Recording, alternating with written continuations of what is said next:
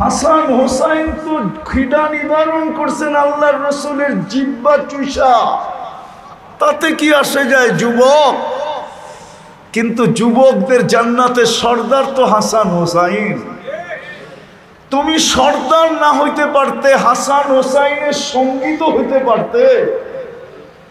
মা বোন সর্দারনি না হইতে পারত, ফাতেমা রাদিয়াল্লাহু তাআলা আনহার সঙ্গিনী তো হইতে পারত না? সঙ্গিনীতে বাধা আছে কি? আমার কথা বোঝেন না তো? সঙ্গিনীতে বাধা আছে? বলক কোন ওলামা সঙ্গিনীতে বাধা আছে নাকি? হুজুরে জিজ্ঞেস করেন। সঙ্গী হওয়ায় বাধা আছে? কি বলেন হুজুর, বাধা আছে সঙ্গী হওয়ায়?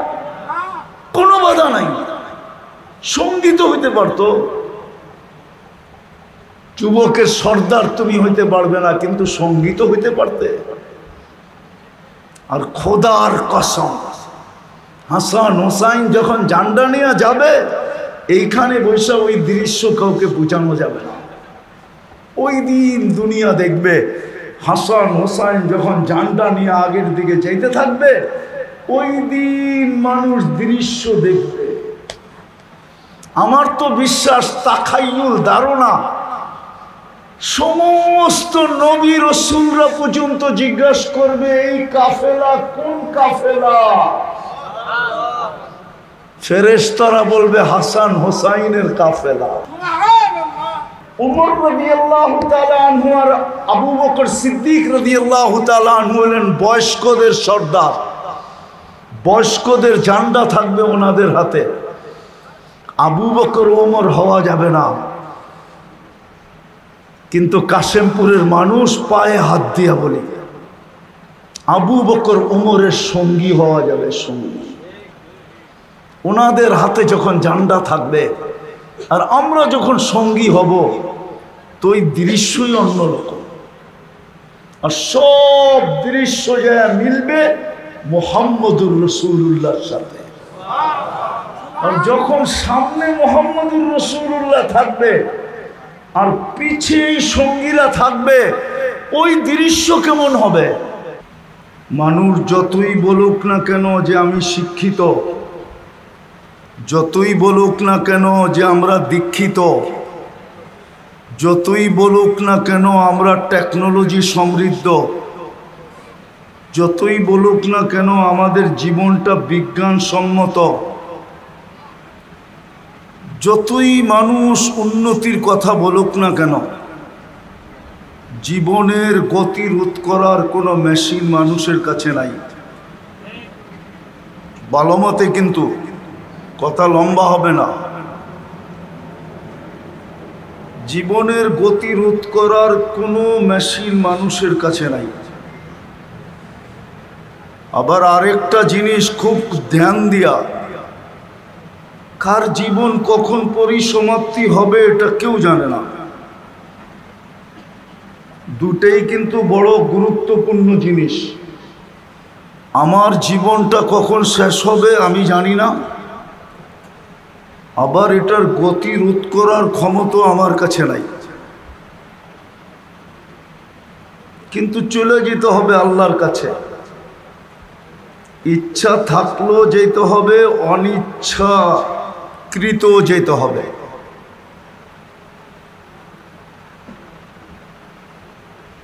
কিন্তু যদি নিজেকে দামি বানায় গেলাম, নিজেকে যদি দামি বানাইলাম, দামি দুনিয়ার সমাজে না, দুনিয়ার সমাজে আপনি দামি কতক্ষণ? বাইচা আছেন যতক্ষণ। প্রমাণ এখন দেওয়া যাবে।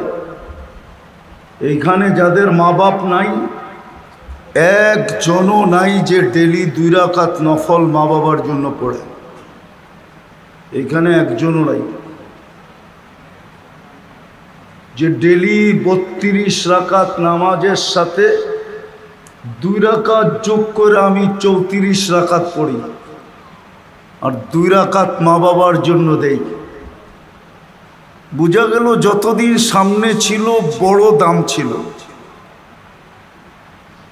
কবরের পেটে চাইতে দেরি, আমাদের দিলের থেকে মা বাবার দাম মুছা যেতে দেরি হয় না। ঠিক আমাদের দামও এরকম মুছা যাবে। বিদায় আবারও বলতেছি,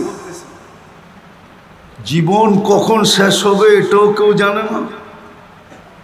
জীবনের গতিটা রোধ করার ক্ষমতাও আমাদের কাছে নাই,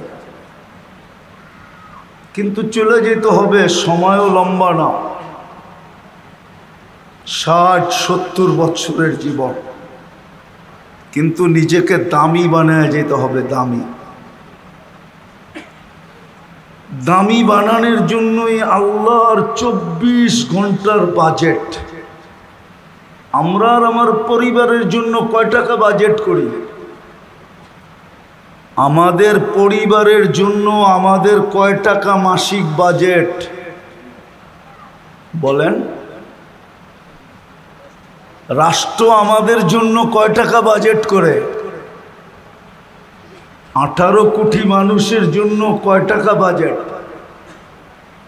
আর আল্লাহ আমাদের জন্য 24 ঘন্টা অবর্ণনীয় বাজেট করেন। অবর্ণনীয় বাজেট বর্ণনা দিয়ে শেষ করা যাবে না। অবর্ণনীয় বাজেট করেন আল্লাহ। এই জন্যই তো ফাতেমা রাদিয়াল্লাহু তাআলা আনহা ফজরের পরে ঘুমাইতেছিলেন, ফজরের নামাজ পড়েই ঘুমায় গেছেন। তো আল্লাহর রসুল সজাগ করতেছিলেন, বলতেছিলেন, বেটি, আল্লাহ এখন রিজিক বন্টন করবে আর তুমি ঘুমাইতেছো। তো ডেলি আমাদের উপরে আল্লাহ কোটি টাকা বাজেট ব্যয় করেন, কোটি টাকা। হ্যাঁ, একটা একটা করে দেখাইলে দেখানো যায়, এত সময় নাই, এত সময় নাই। যদি অক্সিজেন পানির দামে কিনতে হইতো তো ডেলি 16,500 টাকা বিল দিতে হতো।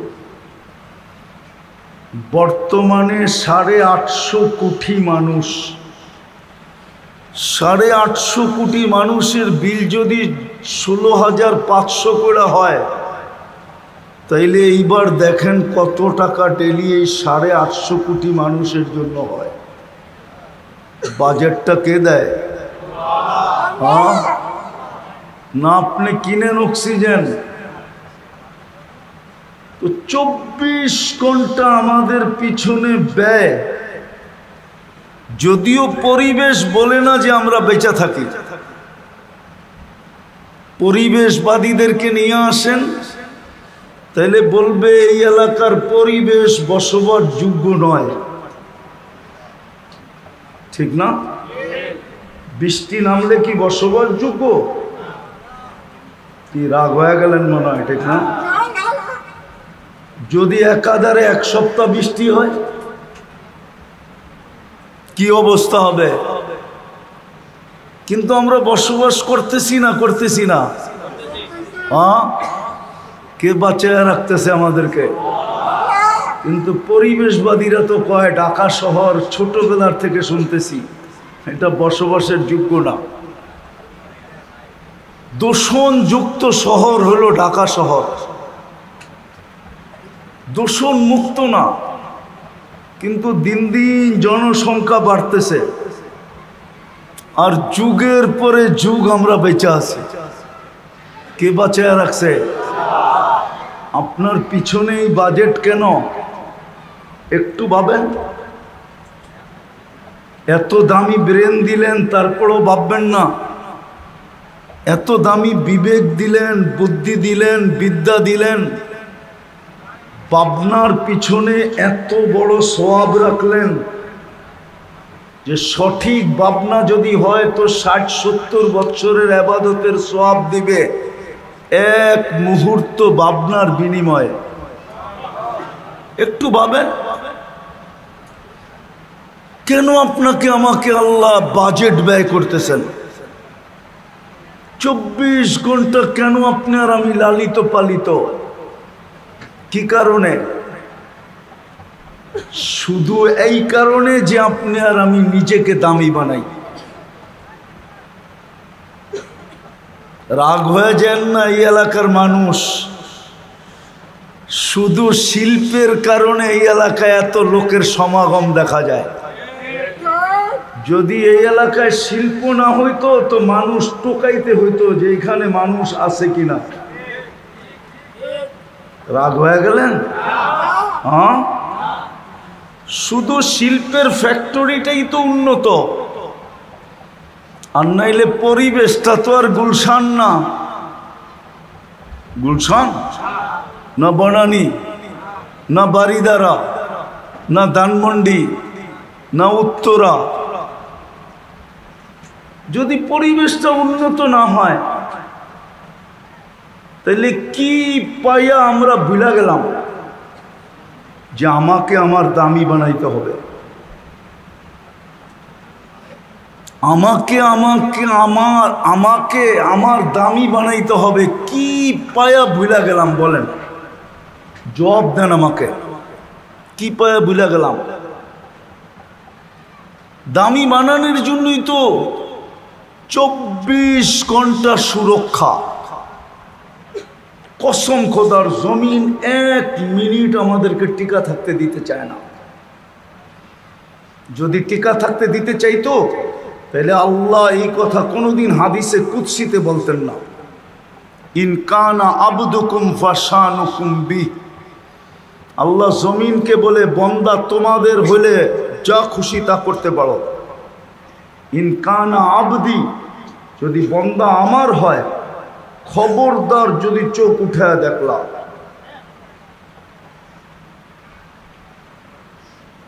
ওমান আযমু মিন্নি জুহদান ওয়া কারামা, আমার চেয়ে বড় দাতা কেউ নাই। আল্লাহ জমিনকে থ্রেট দিতেন না, শুধু জমিনকে না সমুদ্রকেও বলেন, শুধু সমুদ্রকে না 24 ঘন্টা ফেরেশতাদেরকে বলেন, খবরদার যদি আঙ্গুল উঠাইলা। 24 ঘন্টা সুরক্ষা, 24 ঘন্টা রক্ষণাবেক্ষণ, 24 ঘন্টা লালন পালন, 24 ঘন্টা কিন্তু সুরক্ষা দেয়। হায় যদি পারতাম তাহলে আমি নিয়ে আসতাম। একটা একটা মাইক্রোস্কোপ যদি আপনাদের চোখে এখন লাগায়া দিতাম তাহলে আপনারা দেখতেন এই জায়গার ভিতরে কত জীবাণু, কত ব্যাকটেরিয়া এখানে বাসতেছে। জানি না এখানে কোনো শিক্ষিত লোক আছে কিনা। নাই? অবশ্যই আছে, ঠিক না? কত ব্যাকটেরিয়া আপনি দেখতেন এখানে। কে আপনাকে সুরক্ষা দিতেছে? কে আপনাকে আমাকে 24 ঘন্টা রক্ষণাবেক্ষণ করতেছে? কে আপনাকে 24 ঘন্টা লালন পালন করতেছে? উদাহরণ দিলে বুঝবেন কি বুঝবেন না জানি না। নিম্ন এলাকার মানুষকে তো আল্লাহ উন্নত এলাকার থেকে শারীরিকভাবে যেটা ডাক্তারের ভাষায় বলে অ্যান্টিবডি, রোগ প্রতিরোধ ক্ষমতা আপনাদের গায়ে গুলশানওয়ালাদের থেকে বেশি আছে। মানেন না? মানেন না? না মনে হয় মানে না। 2020-এ এটা টেস্ট করা হয়েছিল। গুলশানওয়ালাদের antibody, Banani বাড়িদারা Uttara আলাদের antibody test করা হয়েছিল। ওদের ছিল 65, আর ঢাকা তেজগাঁর বস্তির অ্যান্টিবডি চেক করা হয়েছিল, ওদের ছিল 75। 10 বেশি ছিল, 10। বলেন, চোখ তো বলে বস্তিওয়ালাদের অ্যান্টিবডি কম হওয়ার কথা, ঠিক না? পরিবেশ অনুন্নত, খাওয়া দাওয়া যেমন তেমন, সাধারণ খাওয়া। এই এলাকার দিকেও তো তাকাইলে দেখা যায় সব শ্রম পেশার মানুষ, ঠিক না? সত্য তো? খাওয়া দাওয়া তো তেমন উন্নত না, সাধারণ খাওয়া, ঠিক না? রাগ হয় না বোঝানোর জন্য। কিন্তু গুলশান, বনানী, বারিদারা, ধানমন্ডিওয়ালাদের খাওয়া দাওয়া 24 ঘন্টা উন্নত, ঠিক না? হ্যাঁ, হাফ লিটার পানি খায় ওরা 250 টাকা দিয়া। কত দিয়া? মনে হয় বিশ্বাস হয় না আপনার, ঠিক না? হ্যাঁ, একটা গাড়িতে বাড়ি করে দেখামো, হাফ লিটার খায় 250 টাকা দিয়া, হাফ লিটার। আপনার তো কলের পানি পান করেন, ঠিক না? উচিত ছিল আপনাদের অ্যান্টিবডি বিলকুল কম হওয়া, কিন্তু আফসোস যাদের উপরে আল্লাহ এত বড় দয়া করলেন, চক্ষু বলে, পরিবেশবাদীরা বলে, এলাকা বলে, সব কিছু এই কথার প্রমাণ দেয় এদের অ্যান্টিবডি 0 হওয়ার কথা। কি? কিন্তু মাপলে দেখা যায় উন্নতওয়ালাদের থেকে আপনার অ্যান্টিবডি 10, 15, 20 বেশি। কে বাড়ায় দিল? কেন বাড়ায় দিল? আল্লাহ জানে গুলশানালার কিছু হইলে ও ডাইরেক্ট এয়ারপোর্টে যাবে, প্লেনে উঠবে আর উড়াল দিবে। এই গরিব, এই শ্রম পেশার মানুষগুলা তো বেশির থেকে বেশি ফার্মেসি পর্যন্ত যাবে, ফার্মেসি। এর বেশি যাওয়ার এর ক্ষমতা নাই। বিদায় আল্লাহ এতটুকু অ্যান্টিবডি দিছে যে 10 টাকার ওষুধ দিয়ে যেন ভালো হয়ে যায়। কেন এই দয়া করছিলেন আপনার উপরে? কেন করছিলেন আমার উপরে? উচিত তো ছিল কমসে কম আমাদের 24 ঘন্টা, হায় হায় 200-400 বার মনে মনে আল্লাহ বলা। কিন্তু এখানে তো একজনও নাই যে অভ্যস্ত যে ডেলি 100 বার আল্লাহ বলে, একজনও নাই এখানে, এক যুবকও নেই। অথচ আল্লাহর দেওয়া যৌবনটা দিয়ে কর্ম করে, আল্লাহর দেওয়া দেহটা দিয়ে কর্ম করে। আল্লাহ দয়া করছিলেন, অ্যান্টিবডি বেশি দিছিলেন। এই দিকে তাকায় যেন 10 টাকার ওষুধেই কাজ হয়, 10,000 যেন না লাগে, 10 লাখ যেন না লাগে। আল্লাহ তো দয়া করছিলেন। কোরআনও তো এটাই বোঝায়, আহসিন কামা আহসানাল্লাহু ইলাইক। ও মানুষ, তোর উপরে যতটুকু করলাম তুইও তো বিনিময়ে একটু কর, তুইও তো একটু কর। আহসিন কামা আহসানাল্লাহু ইলাইক ওমা জাযাউল ইহসানি ইল্লাল ইহসান। আমি তো 24 ঘন্টা তোর উপরে দয়া করি, তুই মাঝে মাঝে একটু কর না। করলে কি আল্লাহই তো বেড়ে যাবে? আল্লাহর বড়ত্ব বাড়বে না রাজত্ব বাড়বে? কি বাড়বে? কিছু বাড়বে? আল্লাহর তো বাড়বে না। তো যেটা বুঝাইতেছিলাম 100 বার তো আল্লাহ বলে না এখানে কেউ। সবকিছু বাদেই দিলাম, আমি 60 জায়গায় চলে আসছি, সবকিছু বাদেই দিলাম। যদি 5 ওয়াক্ত নামাজও পড়তো তাইলেও তো মনটা বুঝাইতে পারতাম যে ডাক দিতে দেরি, ছুটে আসতে দেরি করে না। ডাক দিতে দেরি, অথচ সহজ তো করছিলেন।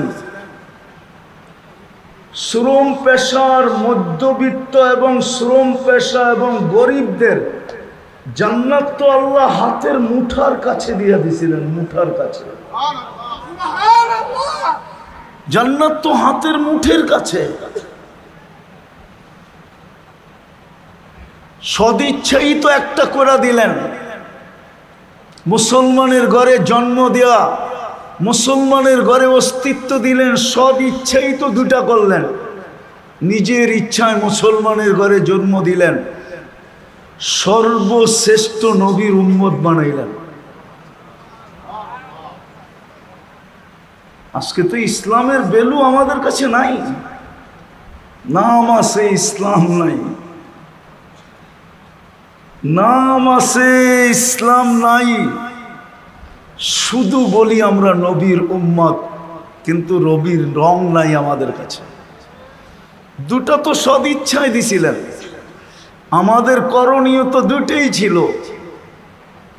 5 ওয়াক্ত নামাজ ছিল, রমজানের রোজা ছিল। তারপরেই তো ঘোষণা ছিল মুতু আদখুলু জান্নাতা রাব্বিকুম, মরো আর সিধা জান্নাতে ঢোকো। তারপরেও তো একটা অঙ্গীকার ছিল। অঙ্গীকার বোঝেন? এই মধ্যবিত্ত গরিব শ্রেণীর মানুষের সাথে একটা অঙ্গীকার ছিল। আল্লাহর একটা অঙ্গীকার ছিল না? আছে আছে আছে, একটা অঙ্গীকার আছে। দুনিয়াওয়ালারা দুনিয়া ভোগ করছে 60-70 বছর, না হইলে 100 বছর। আমরা ওদেরকে থামায় রাখবো, যদিও নাকি ওরা জান্নাতের অধিকারী হয়। আমরা ওদেরকে ওয়েটিং রুমে থামায় রাখবো 500 বছর। আর তোমরা জান্নাতে ওদেরকে দেখায় দেখায় ভোগ করবে 500 বছর। কত? 500 বছর। ওরা ভোগ করছে কোথায়? কি কি আপনি ভোগ করবেন কোথায়? 500 বছর ভোগ করবে। ধনীদেরকে বসায় রাখবে আল্লাহ। আমি হাদিসের শব্দ দিতেছি। আল্লাহ বলবে ইনতালিকু ইলাল জান্নাতি বিগাইরি হিসাব ওয়ালা কিতাব তামাত্তাউ 500 আম হাত্তা ইয়াদখুলাল আগনিয়া। আমি ধনীদেরকে থামায় রাখবো, 500 বছর তোমরা জান্নাতের নেয়ামত ভোগ করবে। ওরা করছে কোথায়? দুনিয়ারটা উত্তম না জান্নাতেরটা উত্তম? হ্যাঁ, দুনিয়া আইটেম কয়টা? জান্নাতে তো আপনি বুক করবেন 70 হাজার আইটেম। জিজ্ঞাসা করেন ওলামাদের থেকে। দুনিয়ায় যত দামি খায় তত দুর্গন্ধ হয়, জান্নাতে যেটাই খাবে ওটাই সুঘ্রাণ হবে। তা আপনার সাথে তো অঙ্গীকার। শুধু যদি 2টা করতো, কয়টা কয়টা কয়টা? 2টা করলেই হতো। 5 ওয়াক্ত নামাজ, রমজানের রোজা, 2টা তো আল্লাহ সদিচ্ছায় দিয়েই দিছিলেন। এই জন্যই আমার কথার শুরু ছিল, কথার শুরুটা ছিল আমার কথার শুরুটা যে জীবনটা দিছেন দামি বানানোর জন্য। আর দামি বানানোর জন্যই আমার পিছনে সুরক্ষা, দামি বানানোর জন্যই আমার পিছনে সুরক্ষা, আমার পিছনে রক্ষণাবেক্ষণ, আমার পিছনে লালন পালন, 24 ঘন্টা আমার পিছনে বাজেট ব্যয়। আমি যেন আমাকে দামি বানাইতে পারি, এটুকুই আল্লাহর দাবি, আর কিছু না। তোমাকে দামি বানাও। এইখানে না, এইখানে দামি কতক্ষণ? বেঁচে থাকে যতক্ষণ। দামি কতক্ষণ? চাকরি আছে যতক্ষণ। চাকরি নাই, দাম শেষ। এমনকি ওয়াইফের কাছে পর্যন্ত দাম নাই। দিতে পারবেন তো সবার কাছে আপনি দামি, না দিতে পারলে আরে বুঝবেন। প্রবাদ বাক্য বলবো, বাংলা একটা ছন্দ আছে, কয় দারিদ্রতা যখন দরজা দিয়ে ঢুকতে থাকে না, তো ভালোবাসা নাকি জানলা দিয়ে পালিয়ে যায়। দুনিয়ায় আপনি দামি কতক্ষণ? বেঁচে আছেন যতক্ষণ, বা যেই জিনিসের কারণে আপনার দাম, ওটা আপনার হাতের নাগালে আছে যতক্ষণ। ওই জিনিস নাই, আপনার দাম নাই। আমি দুনিয়ার দাম বুঝাইতেছি না, আমি বুঝাইতেছি ওইখানে। ওইখানে আপনি দামি কিনা, দুই একটা দেখাই কতটুক দামি, যে তাতানাজ্জালু আলাইহিমুল মালাইকা, মৃত্যু লগ্নে যেন ফেরেশতা আপনাকে নিতে আসে। দ্বিতীয় দামি দেখাইতেছি, দ্বিতীয় হাদিসের শব্দ দিয়া, ভাঙ্গা ভাঙ্গা শব্দ। আল্লাহ ফেরেশতাদেরকে হুকুম দিবে, কাফিনু ক্বাবলা আন ইউকাফিনু, দুনিয়ার মানুষ কাফন পড়াক আর না পড়াক, তোমরা জান্নাতেরটা পড়ায় দাও। সল্লু ক্বাবলা আন ইউসাল্লু, দুনিয়ার মানুষ জানাজার নামাজ পড়ুক আর না পড়ুক, তোমরা পড়া ফেলো। তোমরা বলতে কে? ফেরেশতাদেরকে বলবে। তারপরে বলবে কুমু সুফুফান ইলা কবরিহি ওয়াস্তাকবিলুহু, কবর পর্যন্ত দুই লাইনে দাঁড়াও আর আমার বান্দা বান্দির শরীরটাকে স্বাগত জানাও। যখন লাশ কবরের পাশে যাবে তো কবর বলবে ইদান উহাব্বিলু লাকা বাতনি খাদরা। আমি লিখি নাই, জালালউদ্দিন সুয়ুতি রহমতুল্লাহ আলাইহি লেখছেন। কবর সেলুট দিয়া বলবে তোমাকে রাখতে দেরি, আমার পেট সবুজ শ্যামল হইতে দেরি হবে না। ওটা কি আল্লাহর রসুল বলছে রাওযাতুম মিন রিয়াদিল জান্নাহ, তোমার কবরটা জান্নাতের বাগান হইতে দেরি হবে না। তারপরে আমি ভাঙ্গা ভাঙ্গা বলতেছি, কবরে রাখার পরে একটু পরেই ফেরেশতা আইসা বলবেন নাম কানাউমাতিল আরুস, নতুন দুলার মতো ঘুমায়া যা, কিয়ামতের দিন সকালে তোকে উঠাবো। তো কিয়ামতের সকালে ফেরেশতা উঠাবে, তো চোখ ডলতে ডলতে উঠবে, সুবে সাদেক হওয়ার সাথে সাথে উঠাবে, সূর্য উঠার আগে সুবে সাদেক হওয়ার সাথে সাথে উঠাবে। আর চোখ ডলতে ডলতে উঠবে, আর ফেরেশতাকে জিজ্ঞাসা করবে কাঁচা ঘুমের থেকে কেন উঠাইলা? তো ফেরেশতা হাসবে আর বলবে কাঁচা 30,000 বছর ঘুমাইলা, তারপরও কাঁচা, এটা পাকবে কবে? কিয়ামতের মাঠ কায়েম হয়ে গেছে, তো 30,000 শুইনা খিদা জায়গা উঠবে। জিজ্ঞাসা করবে কোথায় যাব? তো ফেরেশতা বলবে তাহতা আরশির রহমান ওয়া ফুতুরুকুম ইয়াবরুদ, আল্লাহর আরশের নিচে যাবে, তোমাদের নাস্তা ঠান্ডা হইতেছে, চলো। যায়া আমনা সামনা বসবে, এরকম তাবলিগে দেখেন না দস্তরখানের দুই দিকে বসে, এরকম বসবে। জান্নাতের মাছের কলিজার কাবাব আর জান্নাতের রুটি খাইতে থাকবে, আরেক দিক দিয়ে হিসাব কিতাব কমপ্লিট হয়ে হাতে চলে আসবে। ওয়াম্মা মান উতিয়া কিতাবাহু, মজহুলের সিগা দেওয়া হবে। ডাইন হাতে যখন আমলনামা দিয়া দিবে, তো একজন আরেকজনকে চিৎকার দিয়া বলবে হা, এটা হলো খুশির চিৎকার।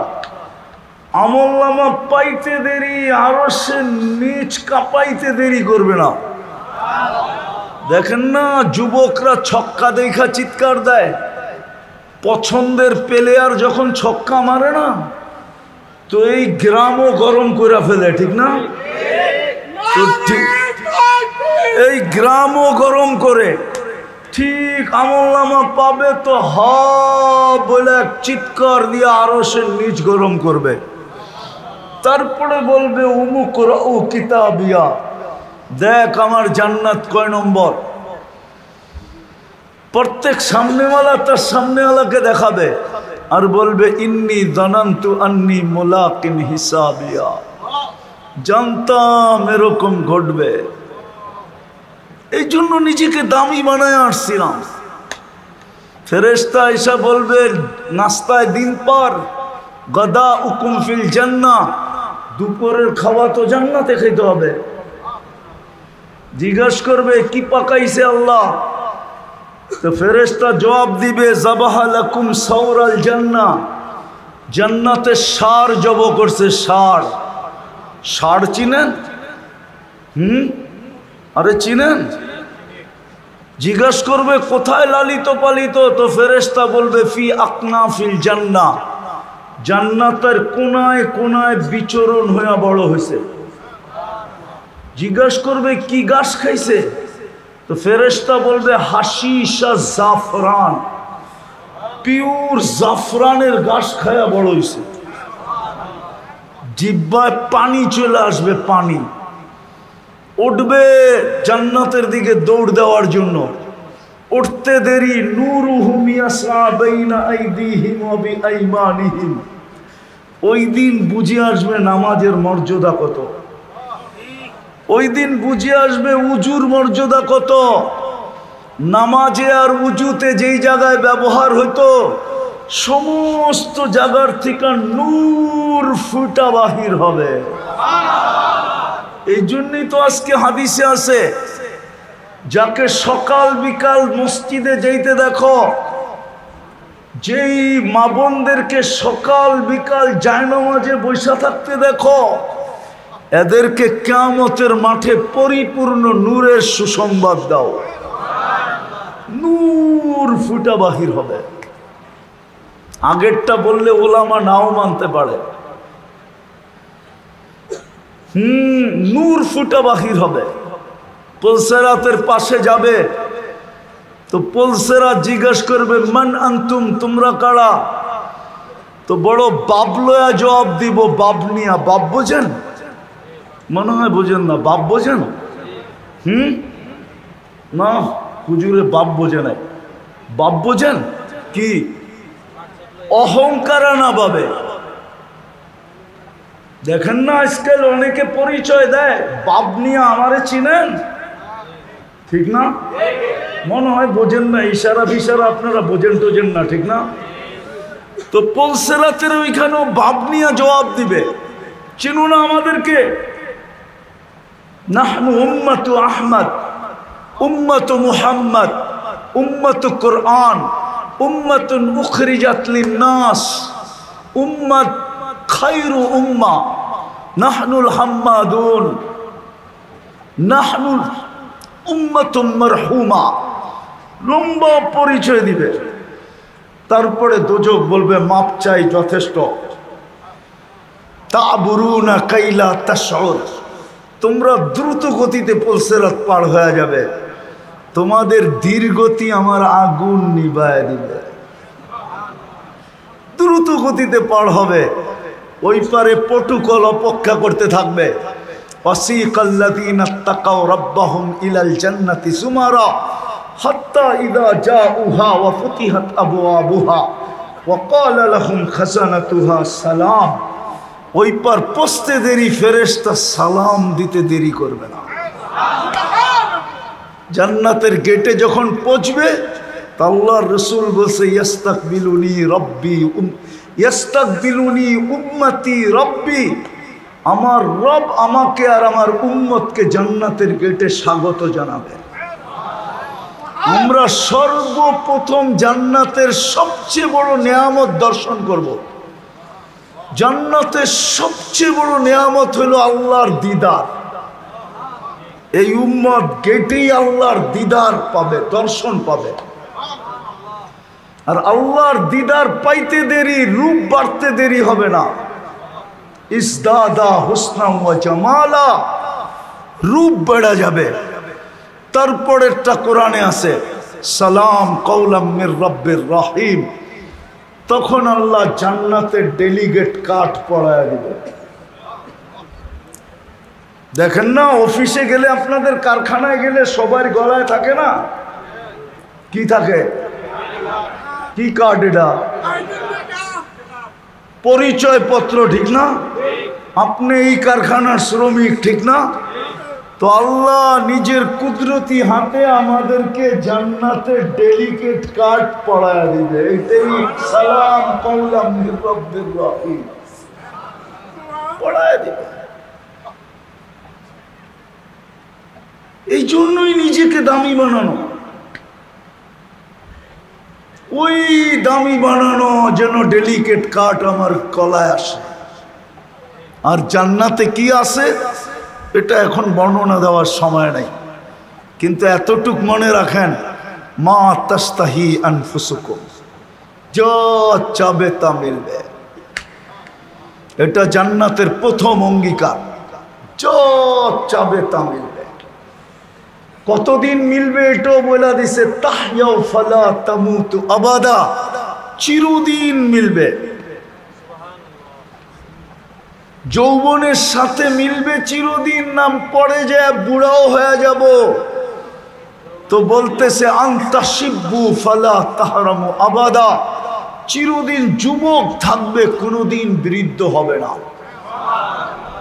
মিলবে, আবার কোনোদিন অসুস্থ হয়ে যায় কিনা, তো জান্নাতের ঘোষণা আসবে আনতা সিহু ফালা তামরাজু আবাদা, চিরদিন সুস্থ থাকবে, কোনোদিন অসুস্থ হবে না। আবার মনে চিন্তা আসবে, খাইতে খাইতে নেয়ামত শেষ হয়ে যায় কিনা, রাজার গোলাও বলে শেষ হয়, এগুলা শেষ হয়ে যায় কিনা, তো ঘোষণা আসবে আনতানামু ফালা তাইআসু আবাদা, চিরদিন নেয়ামত বাড়বে, কোনোদিন কমবে না। এই চার গ্যারান্টির সাথে ঘোষণা দেওয়া হবে, যা চাবে তা মিলবে। এই দুনিয়ার পচা মাটি আর লাল মাটি, জান্নাতের মাটি মুস্কার জাফরান। হ্যাঁ হ্যাঁ, কাশেমপুরের মানুষগুলা তো লাল মাটি পাই জান্নাত ভুলে গেছে, সামান্য একটা চাকরি পাই জান্নাত ভুলে গেছে, সামান্য একটা ভাড়াঘর পাই জান্নাত ভুলে গেছে, সামান্য দুনিয়ার একটু কাপড় চোপড় পাই ভুলে গেছে। যদি না বলতো তাহলে বাজারের এই অবস্থা হতো না। আমরা দেখি তো মাঝে মাঝে বাজারের এই দুরবস্থা হতো না। আমি শ্রমের বিরুদ্ধে না, আমি শ্রমের বিরুদ্ধে না, কিন্তু মা বোনদের অবস্থার বিরুদ্ধে। শ্রমের বিরুদ্ধে না, কিন্তু অবস্থার আবার কেউ ভুল ব্যাখ্যা করেন না, কিন্তু আমি শ্রমের বিরুদ্ধে না, অবস্থার বিরুদ্ধে। এই অবস্থা তো হতো না। হায় হায় হায়, একটু কমই নাইলে জুটতো, 3 বেলার জায়গায় 2 বেলা হইতো, 2 বেলার জায়গায় 1 বেলা হইতো। এরকম তো হইতো না যে মাসের পর মাস চুলা জ্বলবে না, এরকম তো হইতো না। না হইতো? মনে হয় বোঝেন নাই। এরকম কি হইতো যে মাসের পর মাস চুলা জ্বলবে না? দুজাহানের বাদশারই তো মাসের পর মাস চুলা জ্বলে নাই, ফাতেমার ঘরেই তো মাসের পরে মাস চুলা জ্বলে নাই। তাতে কি আসে যায়? ফাতেমা কোথায়, দুনিয়া কোথায়? নিসাউ সাইয়্যিদাতু নিসাই আহলিল জান্নাহ, জান্নাতের মহিলাদের সর্দারনি। হ্যাঁ, হাসান হোসাইন তো খিদা নিবারণ করছেন আল্লাহর রসুলের জিহ্বা চুষা, তাতে কি আসে যায় যুবক? কিন্তু যুবকদের জান্নাতের সর্দার তো হাসান হোসাইন। তুমি সর্দার না হইতে পারতে, হাসান হোসাইনের সঙ্গী তো হইতে পারতে। মা বোন সর্দারনি না হইতে পারত, ফাতেমা রাদিয়াল্লাহু তাআলা আনহার সঙ্গিনী তো হইতে পারত না? সঙ্গিনীতে বাধা আছে কি? আমার কথা বোঝেন না তো? সঙ্গিনীতে বাধা আছে? বলক কোন ওলামা সঙ্গিনীতে বাধা আছে নাকি? হুজুরে জিজ্ঞেস করেন, সঙ্গী হওয়ায় বাধা আছে? কি বলেন হুজুর, বাধা আছে সঙ্গী হওয়ায়? কোনো বাধা নাই, সঙ্গী তো হইতে পারতো। যুবকের সর্দার তুমি হইতে পারবে না, কিন্তু সঙ্গী তো হইতে পারতে। আর খোদার কসম, হাসান হোসাইন যখন জান্ডা নিয়ে যাবে, এইখানে বৈশা ওই দৃশ্য কাউকে বোঝানো যাবে না। ওই দিন দুনিয়া দেখবে হাসান হোসাইন যখন জান্ডা নিয়ে আগের দিকে যাইতে থাকবে, ওই দিন মানুষ দৃশ্য দেখবে। আমার তো বিশ্বাস, তাখাইয়ুল ধারণা, সমস্ত নবী রাসূলরা পর্যন্ত জিজ্ঞাসা করবে এই কাফেলা কোন কাফেলা? ফেরেশতারা বলবে হাসান হোসাইনের কাফেলা।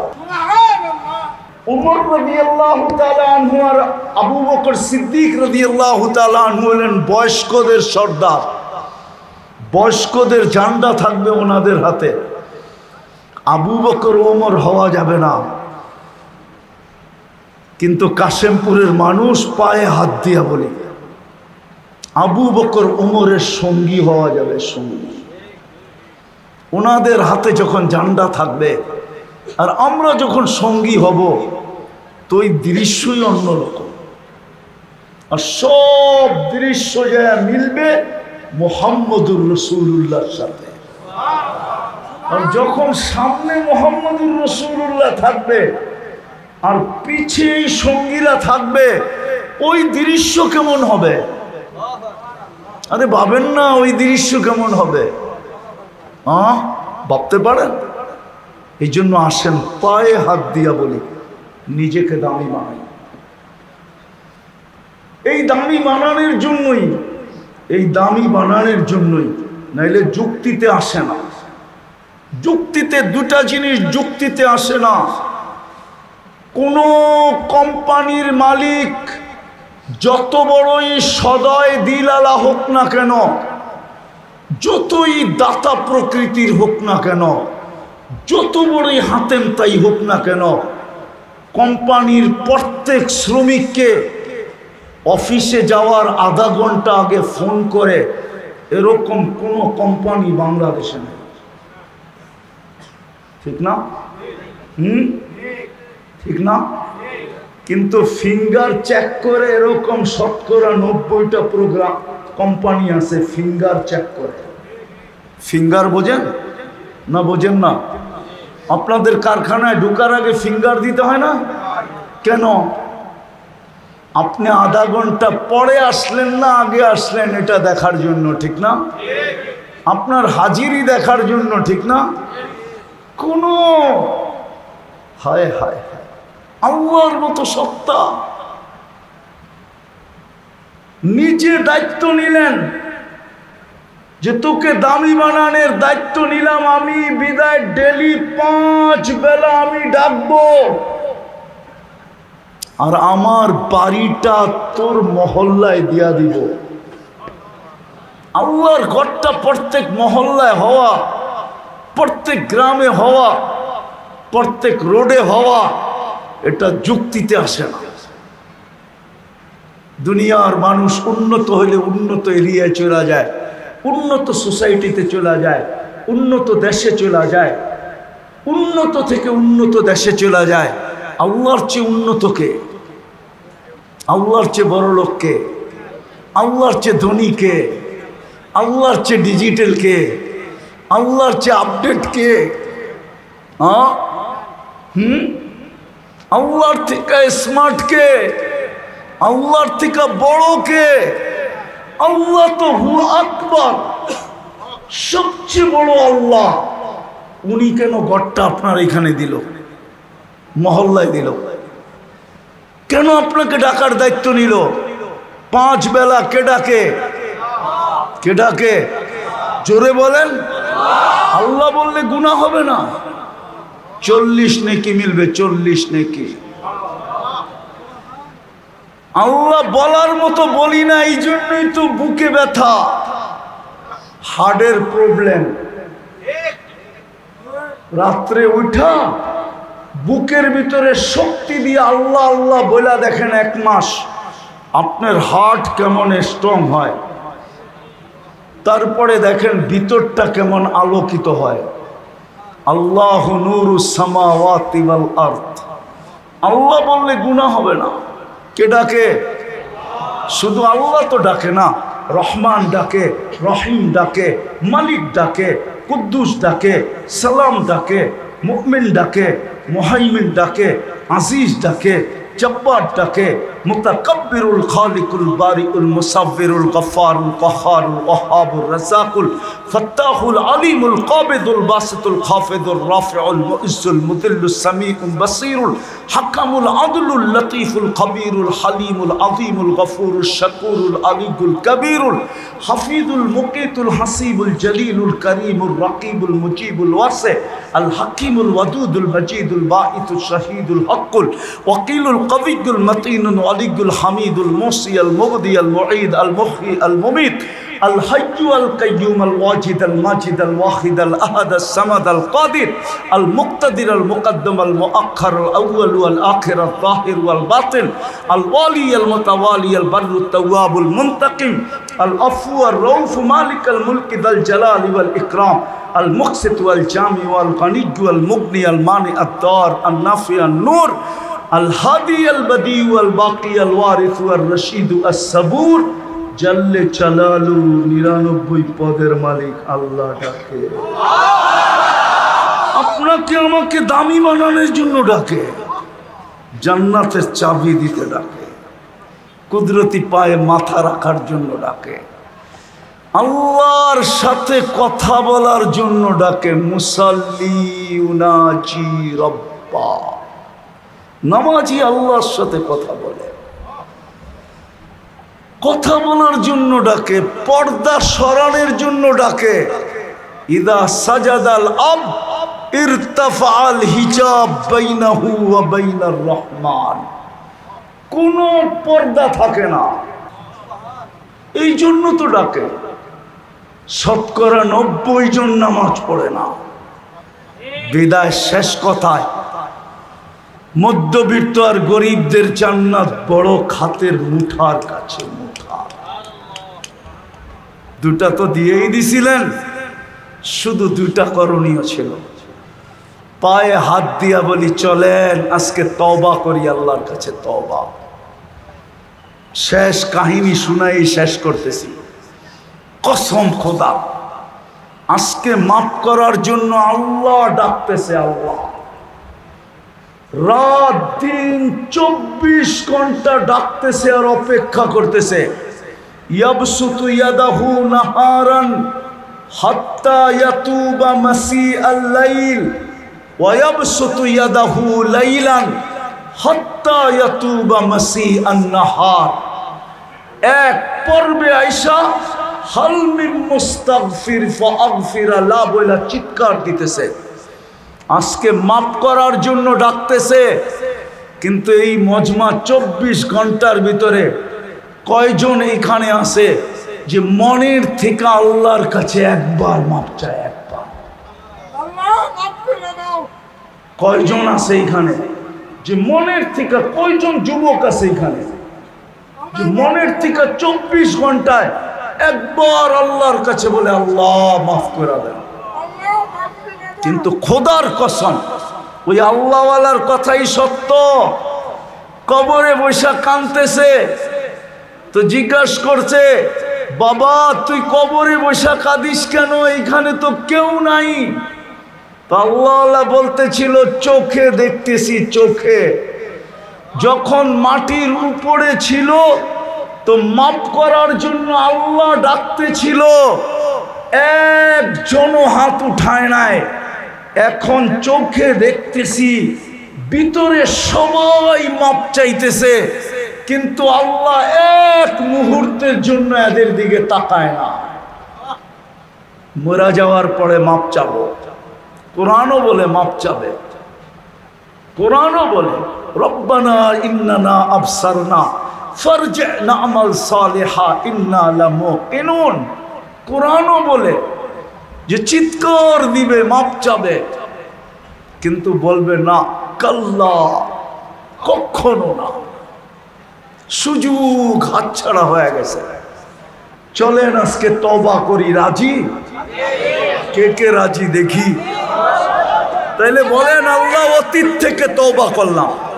বলেন বলেন, মনের থেকে বলেন আল্লাহ অতীত থেকে তওবা করলাম। আপনি আমাদের তওবা কবুল করেন। নামান আজকের থেকে অঙ্গীকার করেন যে যা হয় হবে, যতক্ষণ পর্যন্ত ইশারা পর্যন্ত পড়তে পারি ততক্ষণ পর্যন্ত নামাজ পড়ব, কোনো অবস্থায় আর নামাজ ছাড়ব না না না।